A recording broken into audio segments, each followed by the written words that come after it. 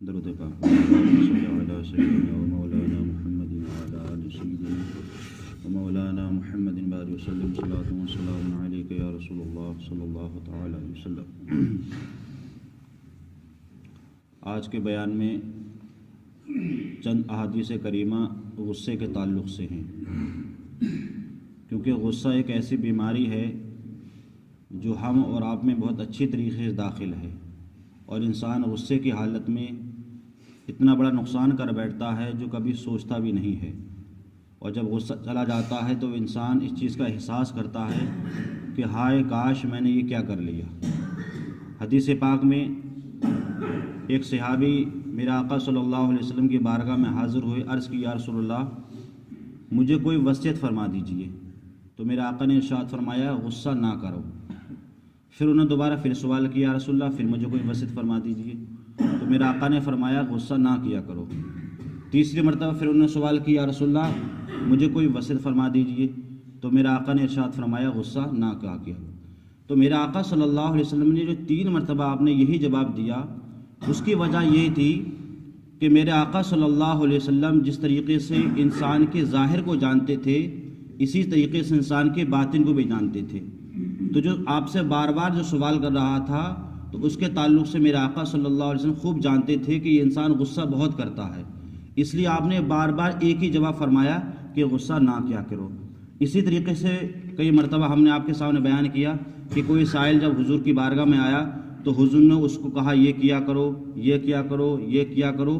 تو میرے آقا صلی اللہ علیہ وسلم کا یہ طریقہ تھا، جب بھی آپ جواب ارشاد فرماتے تھے تو پہلے سائل کے حالات کو جانتے تھے، کیونکہ اللہ نے آپ کو وہ مقام عطا فرمایا ہے اور آپ غیب داں نبی ہیں۔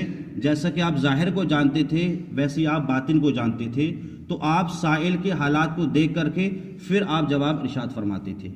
دوسری حدیث پاک میں میرے آقا صلی اللہ علیہ وسلم نے ارشاد فرمایا کہ قوی وہ نہیں ہے، طاقتور پہلوان وہ شخص نہیں ہے کہ جو کسی میدان میں کسی کو پچھاڑ دے، وہ طاقتور نہیں ہے۔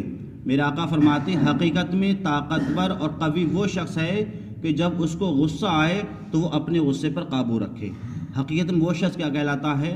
وہ طاقتور کہلاتا ہے۔ جب کسی انسان کو غصہ آئے اور غصے میں اگر وہ انسان کسی پر حملہ کر دے یا کوئی چیز توڑ دے یا پھوڑ دے یا کسی کو مار دے تو وہ طاقتور نہیں ہے۔ طاقتور وہ ہے کہ جب اس کو غصہ آئے تو اس غصے کو وہ برداشت کر لے، حقیقت میں وہ کیا ہے؟ طاقتور ہے۔ اسی طریقے سے ایک مثال دی حدیث پاک میں میرا آقا صلی اللہ علیہ وسلم نے ارشاد فرمایا کہ غصہ ایمان کو ایسے خراب کر دیتا ہے کہ جس طرح ایلوا شہد کو خراب کر دیتا ہے۔ ایلوا ایک ایسا پھل ہے کہ اگر اس کی تھوڑا سا ایک قطرہ بھی اگر شہد کے اندر پڑ جائے تو وہ تمام شہد خراب اور بیکار ہو جاتا ہے۔ تو ایسی مثال جو ہے ایمان کے ساتھ ہے کہ جس کے دل میں اگر ایمان ہو اور اگر اس کے اندر ذرا سا غصے کا بھی اگر ایک شائبہ آ جائے تو گویا کہ اس کے کامل ایمان کو کیا ہے؟ وہ ناقص کر دیتا ہے۔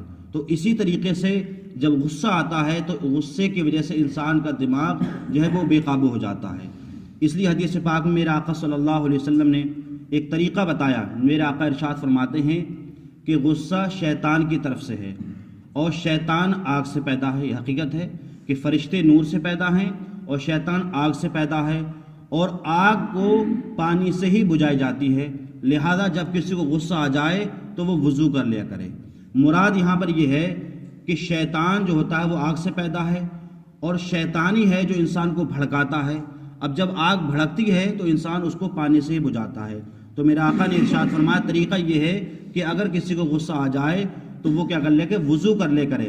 جب وضو کرے گا، دوسری چیز یہ بھی ہے کہ جب انسان غصہ کرتا ہے تو آپ نے دیکھا ہوگا کہ اس کے چہرے کی نسیں، اس کے ہاتھ پیرے کی نسیں ایک دم پھول جاتی ہیں، تو گویا کہ شیطان ان میں سراحت کرتا ہے۔ تو میرے آقا فرماتے ہیں جب آپ وضو کریں گے تو آپ کا بدن ٹھنڈا پڑ جائے گا، تو گویا کہ جو آپ کے اندر حرارت تھی شیطان کی وجہ سے وہ ختم ہو جائے گی۔ تو اس لیے میرے آقا فرماتے ہیں جب کسی کو غصہ آ جائے تو وضو کر لے۔ دوسرا طریقہ میرے آقا نے حدیث پاک میں یہ فرمایا کہ جب کسی کو غصہ آئے، اگر وہ کھڑا تھا تو وہ بیٹھ جائے، اور اگر غصہ چلا ٹھیک ہے، اور اگر بیٹھا تھا تو وہ لیٹ جائے۔ تو یہ طریقے ہیں غصے آنے کے، ختم ہونے کے۔ اگر کسی طریقے سے کوئی غصہ آئے تو یہ کیا ہے؟ انسان یا تو کھڑا ہے تو بیٹھ جائے، اور بیٹھا ہے تو وہ لیٹ جائے۔ میرے آقا صلی اللہ علیہ وسلم ارشاد فرماتے ہیں کہ غصے 3 طرح کے ہوتے ہیں، لیکن اس میں سے ایک غصہ جو ہوتا ہے وہ بہتر ہوتا ہے۔ وہ کیا ہے کہ دیر سے آئے اور فوراً چلا جائے۔ یہ غصہ تو انسان کا جو ہے بہتر ہے ان دونوں غصوں سے کہ جو دیر میں آئے اور دیر میں جائے، اور جلدی آئے اور دیر سے جائے، یہ بھی خطرناک ہے۔ وہ غصہ جو دیر سے آتا ہے اور جلدی چلا جاتا ہے تو یہ بہتر ہے ان غصوں سے۔ اس لیے اللہ تعالی ہم تمام مسلمانوں کو غصے سے محفوظ رکھے اور شیطان کے شر سے بھی محفوظ رکھے۔ اللہم صلی علی سیدنا و مولانا